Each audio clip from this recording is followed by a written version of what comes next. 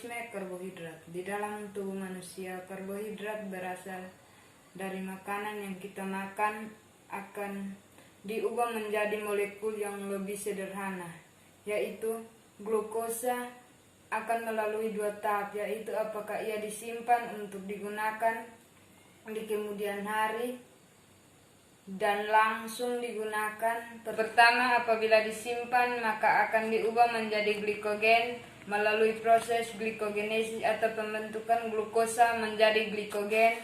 Glikogen ini kemudian disimpan di organ otot dan hati, dan apabila sudah cukup maka sisanya akan digunakan ketika masa yang akan datang, di mana tubuh membutuhkan glukosa. Maka glikogen simpanan tadi akan diproses atau dipecah melalui proses glikogenesis atau pemecahan glikogen menjadi glukosa. Proses kedua adalah pembentukan energi melalui glukosa yang sudah ada di dalam tubuh, di mana energi ini dalam bentuk ATP. Sebelumnya glukosa akan diubah menjadi asam pirufat melalui proses glikogenesis atau pemecahan glukosa menjadi asam pirufat. Asam pirufat ini sebelumnya menjadi energi atau ATP akan melalui proses yang dinamakan dekarboksilasi oksidatif sehingga menghasilkan asetil koenzim A. Nantinya asetil koenzim A akan masuk ke dalam siklus Krebs dan akhirnya menghasilkan energi yang dibutuhkan tubuh dalam bentuk ATP.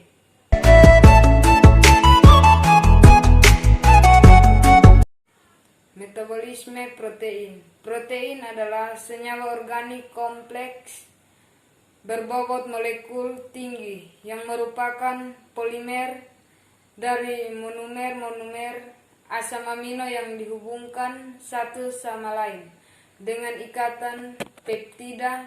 Sumber protein yaitu daging, kentang, ikan, susu, kedelai, dan telur.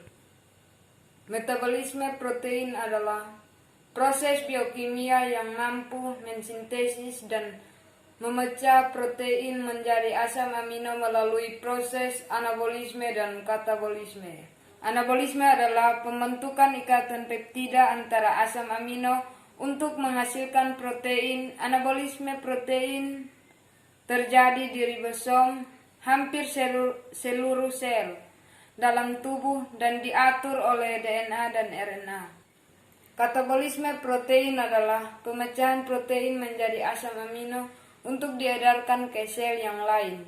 Dalam tubuh, protein diubah oleh enzim protein menjadi asam amino.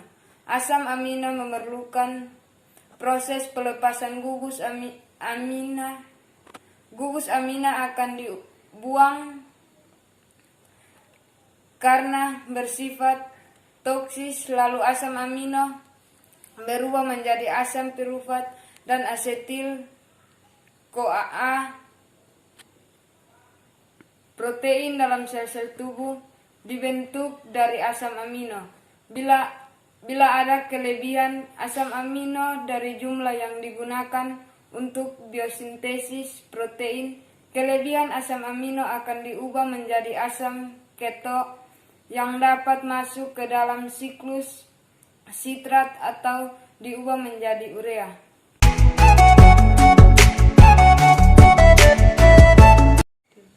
Metabolisme lemak. Lemak merupakan ester yang tersusun dari 3 asam lemak dengan 3 gugus alkohol dari senyawa gliserol. Sedangkan metabolisme adalah suatu rangkaian atau proses yang terarah dan teratur di dalam sel tubuh melalui reaksi-reaksi kimiawi sehingga diperlukan dan atau dihasilkan bahan-bahan tertentu seperti unsur molekul dan energi. Jadi dapat disimpulkan bahwa metabolisme lemak adalah proses tubuh untuk menghasilkan energi dari asupan lemak setelah menjadi sari-sari makanan yang telah masuk ke dalam tubuh kita. Fungsi lemak dalam tubuh adalah Pertama, sebagai cadangan energi terbesar setelah karbohidrat. Kedua, sebagai insulasi tubuh untuk mencegah kehilangan panas pada tubuh. Proses metabolisme lemak adalah dalam bentuk trigliserida. Lemak disintesis menjadi asam lemak dan gliserol. Asam lemak dan gliserol inilah yang akan masuk ke dalam proses metabolisme energi.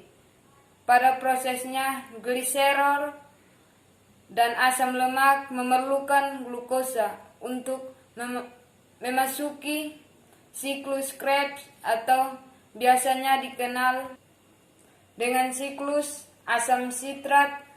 Dengan memasuki siklus ini, gliserol dan asam lemak dapat diubah menjadi energi.